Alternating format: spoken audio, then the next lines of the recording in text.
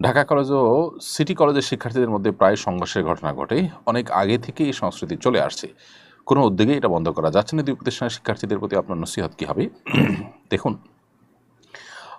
আমার নসিহত যেটুকু করার সেটা তো আমি করবই। আমার ভাই, আমার সন্তান, আমার আ আ একান্ত আপনজনের মতো প্রিয়, পরম প্রিয় শিক্ষার্থীদেরকে আমাদের নসিহত করার দায়িত্ব আমরা করব।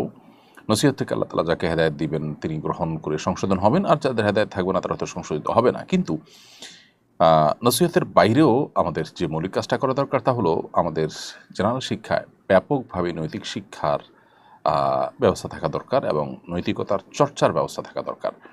এবং প্রয়োজনে যদি অবস্থানগত কারণে বারবার এ ধরনের কনফ্লিক্ট তৈরি হয়ে থাকে তাহলে সেক্ষেত্রে কর্তৃপক্ষ এটা নিয়ে ভিন্ন চিন্তা করা দরকার যে এটা যে কোনো মূল্যে যেন বন্ধ হয়। প্রায় এটা হওয়াটা দুর্ভাগ্যজনক। আমি নাসিহা হিসাবে শুধু এইটুকু বলবো যে আমার পরম প্রিয় শিক্ষার্থী বন্ধুরা, মানুষের জীবনের মূল্য সবচাইতে বেশি।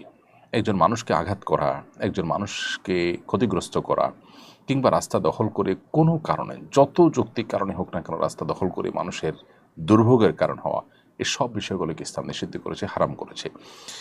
যৌবন বয়সে তারুণ্যের একটা সময়ে হয়তো তারুণ্যের উচ্ছলতার কারণে আমরা অনেকে নানা যুক্তিতে, নানা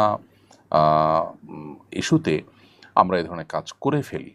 জীবনে একটা সময় আসে এবং আসবে নিশ্চিত, যদি বা বেঁচে থাকেন আপনি, যখন আপনার প্রচণ্ড কষ্ট হবে, আফসোস হবে আপনার জীবনের এই মুহূর্তগুলোর জন্য। অতএব এ ধরনের মারামারি, এ ধরনের হানাহানি, সেটা কোনো কারণে, সেটা আপনার রাজনৈতিক কোনো দলের প্রতি আনুগত্য থেকে হোক অথবা অন্য কোনো ইস্যু থেকে হোক, যৌবনের এই সময়টাতে রক্ত গরম থাকে।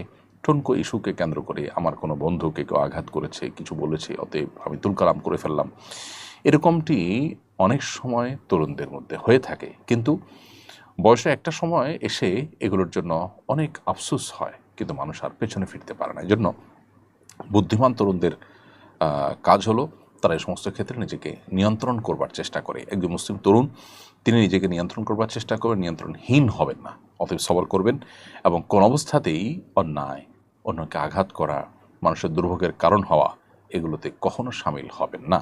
আল্লাহ তাআলা আপনাদেরকে সে তৌফিক দান করুন।